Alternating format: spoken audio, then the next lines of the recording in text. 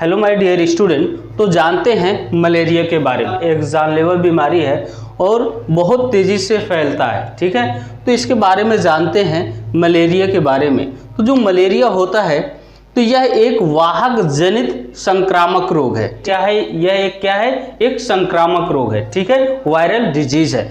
ठीक है, इसे दुर्वात भी कहा जाता है। क्या बोला जाता है? इसे दुर्वात कहा जाता है। ठीक है, तो यह मलेरिया एक प्रोटोजोआ परजीवी द्वारा फैलता है। ठीक है, तो जो मलेरिया का जो वाहक होता है वह कौन होता है? प्रोटोजोआ परजीवी प्रकृति का होता है, जो प्रोटोजोआ परजीवी द्वारा यह फैलता है। ठीक है, प्लाज्मोडियम कण के प्रोटोजोआ परजीवा के माध्यम से फैलता है। ठीक है, तो जो प्लाज्मोडियम कण के प्रोटोजोआ होते हैं वो परजीवा के माध्यम से फैलता है। तो केवल ऐसे 4 प्रकार के प्लाज्मोडियम परजीवी होते हैं जो मनुष्य को प्रभावित करते हैं। ठीक है, तो फर्स्ट है प्लाज्मोडियम फैलसीफेरम, सेकंड है प्लाज्मोडियम विवैक्स। ये हमेशा सब एग्जाम में पूछे जाते हैं। ठीक है, कि कौन कौन से ऐसे संक्रामक रोग हैं, ऐसे प्लाज्मोडियम हैं जो मलेरिया के लिए एक वाहक का काम करते हैं। तो थर्ड है प्लाज्मोडियम ओवेल है,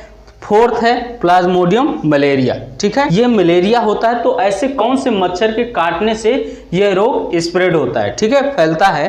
तो यह फैलता है, जो वाहक होता है इसका परजीवी वाहक है वह मादा एनाफिलीज है ना, मादा एनाफिलीज मच्छर, जिसके काटने पर लाल रक्त कोशिकाएं जो रेड ब्लड सेल्स होती हैं उनमें प्रवेश कर बहुगुणित होते हैं। बहुगुणित का मीन्स क्या होता है कि यह मल्टीपल टाइम स्प्रेड होते हैं। ठीक है, जिससे रक्तहीनता के लक्षण उभरते हैं। क्या होते हैं? रक्तहीनता के लक्षण उभरते हैं। ठीक है, इसका जो इलाज है ना, इसका कैसे बचाव किया जा सकता है, मलेरिया से कैसे बचा जा सकता है, तो यह कुनैन, जो मलेरिया से अगर कोई व्यक्ति पीड़ित हो जाता है, सफ़र करता है, तो वह कुनैन या